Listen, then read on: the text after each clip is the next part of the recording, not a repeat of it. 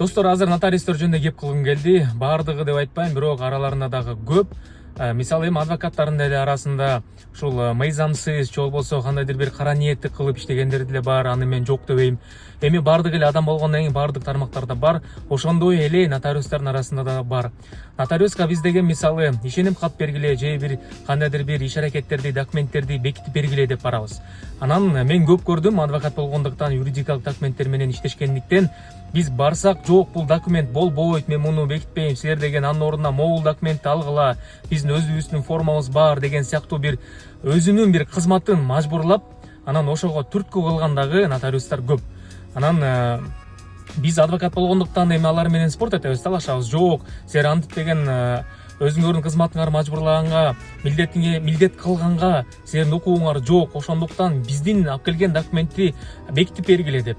Анан бирок көп адамдар бар, жөнөкөй жарандар, алар ошого алданып калат.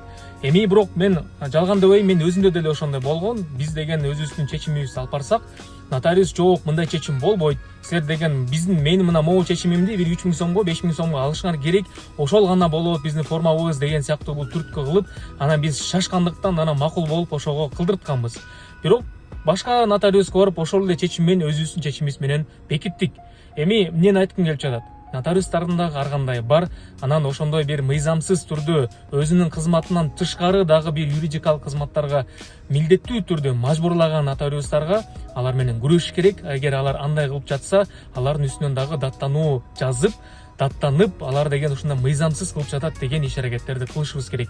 Анткени ар бирөөбүз өзүбүздүн укуктарыбызды билип, жана ошол укуктарыбызды туура колдонууга биз дагы милдеттүүбүз.